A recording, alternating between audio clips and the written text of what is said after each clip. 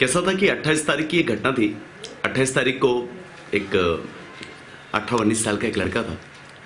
वो लड़का बंगाली कैंप परिसर में आया था और उसकी गाड़ी को किसी एक नशा करने वाले व्यक्ति ने उसकी गाड़ी की चाबी निकाल ली थी और उसके बाद के अंदर में मुझे फ़ोन आया था।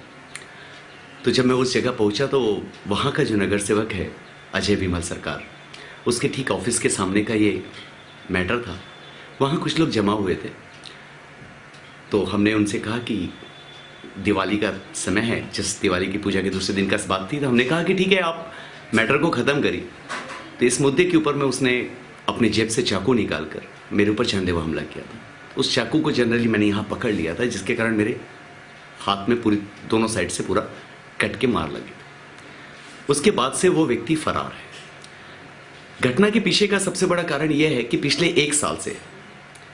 पिछले साल 15 अक्टूबर को हम लोगों ने 216 लोगों की साइन करके एसपी के पास में निवेदन दिया था कि अजय विमल सरकार, संजय सरकार और उसका एक भाई है विजय सरकार और एक है सबसे छोटा वाला, वो सारे लोग पूरे बंगाली कैंप परिसर के अंदर में अवैध रूप से जमीन कब्जा करना, औरतों से छेड़खानी करना, अवैध हफ्ता वसूली करना, दारू के अवैध व्यापार करना और भंगार चोरी के काम करना, इन सारों की लिस्ट हमने एसपी के पास में दी। इनके ऊपर में काफी गुनाह ऑलरेडी रामनगर पुलिस स्टेशन से लेकर भद्रावती से लेकर बल्लाशाह से लेकर सब जगह पे दर्ज है। 216 लोगों ने साइन करके दी। उसके बावजूद भी एसपी ने हमको आश्वासन दिए, लेकिन अभी तक उसके ऊपर में कोई कार्रवाई नहीं हुई।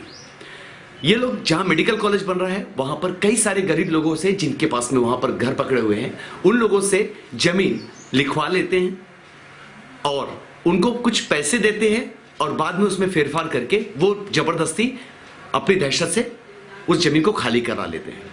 इन लोगों के ये बढ़ते हुए पूरे जितने भी गुनाह है वो सभी रामनगर पुलिस स्टेशन में पता है। प्रशासन अपने लेवल पे अपना काम कर रहा है, लेकिन जनरली क्या होता है कि ये लोग किसी को जान से नहीं मारते। ये लोग सिर्फ धमकाते हैं, हमला करते हैं, एक समाज के अंदर में दहशत का माहौल निर्माण करते हैं, जिस दहशत के कारण में बाकी लोग डरते हैं और इनकी दादागिरी चलती जा रही है। बंगाली कैंप परिसर में अवैध दारू का व्यवसाय जब से दारूबंदी हुई है तब से बढ़ ही गया है। गर्दे का व्यवसाय बढ़ गया है और इस कारण से वहां पर किसी भी आम पब्लिक का निकलना असुरक्षित हो गया। ये मुद्दे को हमने एसपी के सामने रखा।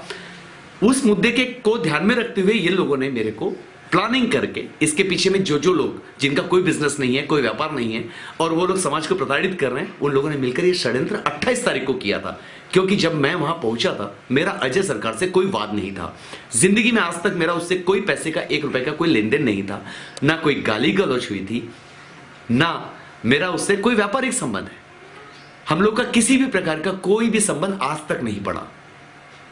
फिर अचानक बिना बात के मैटर खत्म करने को बोलने को लेकर अपने ऑफिस के सामने में कोई चक्कू से कैसे मारता, इसी मुद्दे के ऊपर में हाईकोर्ट ने उसकी बेल कैंसिल किया।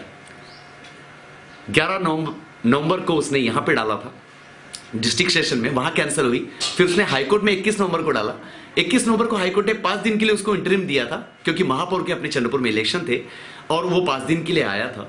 2 दिसंबर को तारीख थी हाईकोर्ट के अंदर, वो कैंसिल हुई। न पुलिस ने 2 तारीख के पहले उसको पकड़ा, न पुलिस ने 2 तारीख के बाद आज तक जो वो फरार है हाईकोर्ट से इंटरिम बिल कैंसिल होने के बाद, न पुलिस ने उसको पकड़ा है। मेरा सिर्फ एक ही निवेदन है, पुलिस जनता के भले के लिए होती है, विश्वास ना टूटने दिया जाए और कृपा करके ऐसे जो समाज के अंदर में आतंक फैला रहे हैं इन लोगों को ऊपर अंकुश लगाया जाए। पुलिस क्या बड़ी घटना की इंतजार कर रही है? ये लोग आए दिन किसी को भी मारते हैं, दारू पीकर तमाशे करते हैं। इसके ऊपर में पुलिस प्रशासन सख्त कब होगा?